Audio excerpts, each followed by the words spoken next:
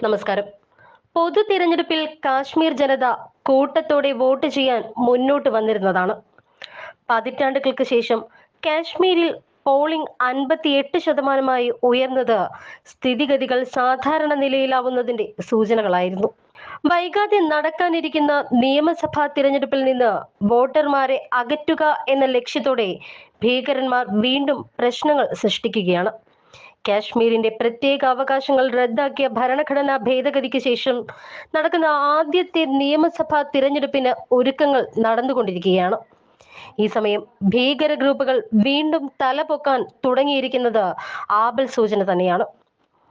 ലോക്സഭാ തിരഞ്ഞെടുപ്പ് ഫലപ്രഖ്യാപന ശേഷം കാശ്മീരിൽ ഭീകരാക്രമണങ്ങൾ തലപൊക്കുന്നത് ഗൗരവമേറിയ യാഥാർത്ഥ്യമാണ്. അതിർത്തി കടന്നെത്തി പാക് ഭീകരർ ഇന്ത്യൻ സായുധ സേനയ്ക്ക് നേരെ ആക്രമണം നടത്തുകയാണ്.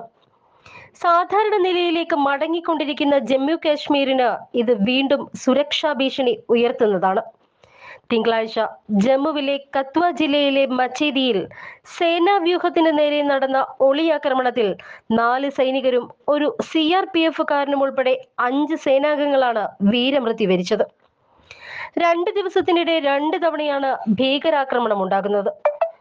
ജൂണിന് ശേഷം ഇതുവരെ 5 വലിയ ഭീകരാക്രമണങ്ങളാണ് ഇന്ത്യൻ സേനയ്ക്ക് നേരെ ഉണ്ടായത്. തിങ്കളാഴ്ചത്തെ ആക്രമണത്തിന് പിന്നിൽ ഹിസ്ബുൾ മുജാഹിദീൻ എന്ന പാക് ഭീകര സംഘടനയാണെന്നാണ് പുറത്തുവരുന്ന റിപ്പോർട്ടുകൾ.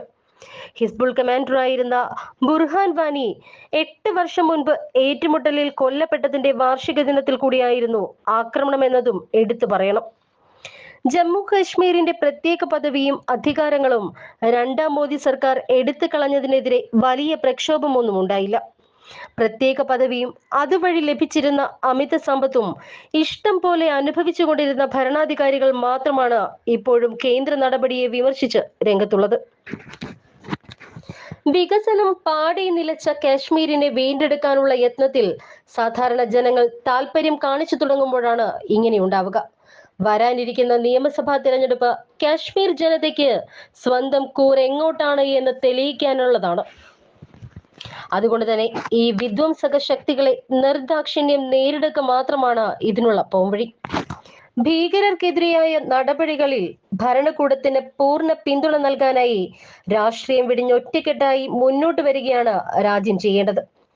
ജമ്മു കാശ്മീരിനെ ദേശീയ മുഖ്യധാരയിലേക്ക് മടക്കിക്കൊണ്ടുവരാൻ അതീവ ശ്രമകരമായ ദൗത്യമാണ് ഇവിടെ പരമപ്രധാനം.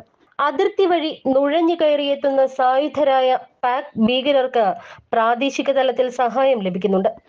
ഇന്ത്യൻ സേന ദേശവിരുദ്ധ ശക്തികളെ കണ്ടെത്താൻ നിരന്തരം ശ്രമം നടത്തുന്നുമുണ്ട്.